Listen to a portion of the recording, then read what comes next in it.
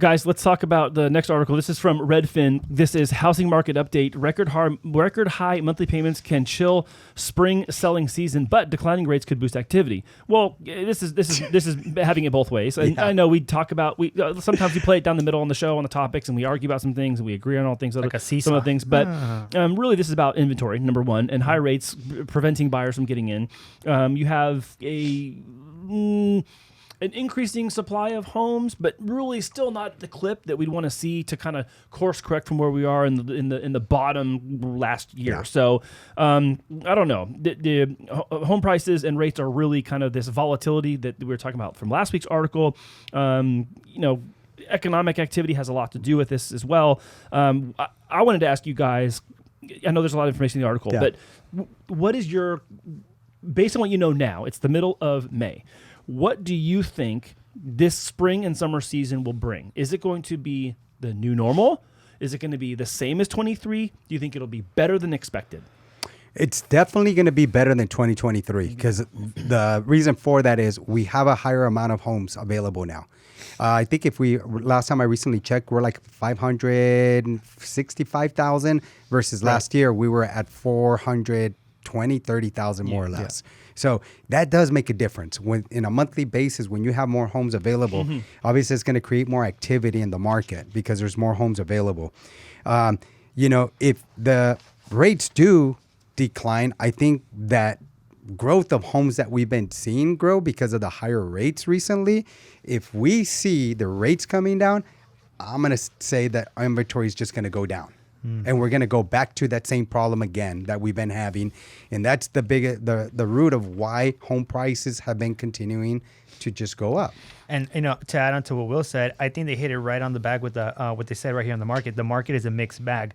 And different price points have different competition. Like if you look at the $1 million, like $1 million 900 jumbo, or even some non-conforming like limits, they're sitting on the market a little bit longer because those higher rates are really denting those payments, and people are really iffy if it's going to make sense or not. They really have to get a good deal, maybe some buy down credits from the seller to really ease them up into wanting to get that house. And it requires a larger down payment. 100%, yeah. And what I do see is that they did see it in the that they did mention in the market in the numbers was that the median sales and the medium price homes is where a lot of the competition is sitting at.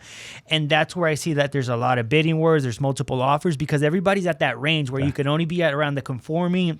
Anything lower than that, you're not really finding anything here in California. Yeah.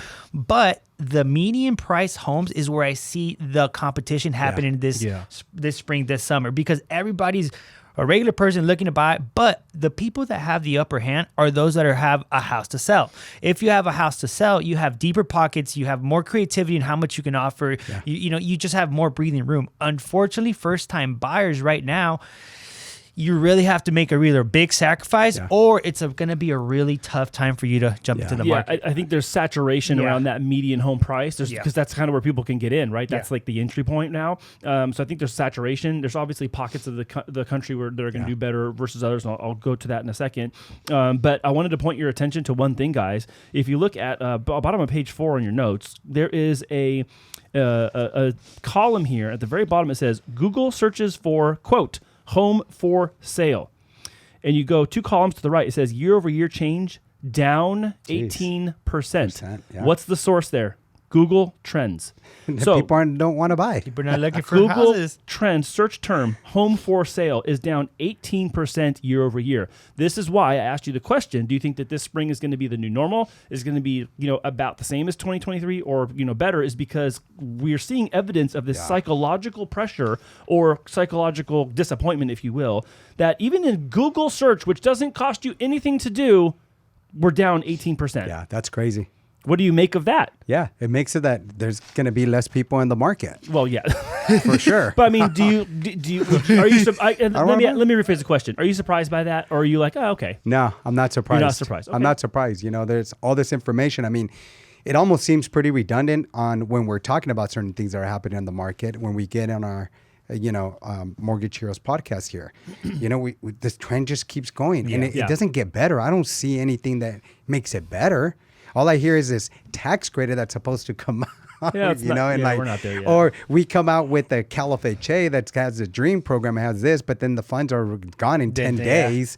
So it's like, where's the hope? Well, then let's grid pivot. I'm so glad you said you didn't know that. You didn't even know you're doing it. You're doing such a great job today. Here's the hope for San Diego on your next page 6. Jump from 4 to page 6, guys. At the bottom, you see new listings. San Diego up 21.5%. Now, I'm also going to qualify that with a little asterisk and say it's because we were in the dumpster last year. So anything up is better. Anything up is great. 21% sounds like a lot, which it is statistically, but it's also from the bottom. Yeah. I mean, let's be real. I'm not going to pretend like, it was at this great rate last year and now it's 20% higher. No, it was really hard last year and it's 21.5% higher. Especially when you're paying attention to 2022. Well, absolutely. Comparing it to it, I mean, just. Right. So again, I know I'm saying, I'm trying to deliver like good news, but at least locally here in San Diego, there is more selection now than there was last year, despite the fact that our Google search for home for sale is down by 18%. Let me bring something to your point here, okay?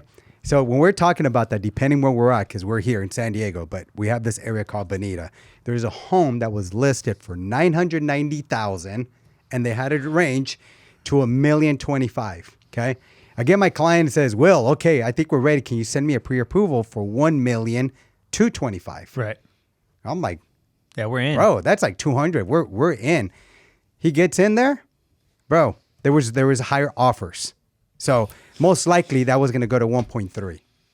And the property needed work. Like you go into it, it needed easy another 60 to 80,000. But explain why someone's willing to pay that for that house. Tell everyone here why they would be paying that much for that house in Bonita. When you look at it there, like Bonita, the way I say it, it's kind of like our Coronado people don't really want to sell. You know, when they sell, like people want it because they have land. Yeah. And something that we don't have right now in San Diego much of is we're running out of land. Right? Because there's certain things that we can't build, into the west, east, etc. But anyways, they saw that property's sitting on a acre lot.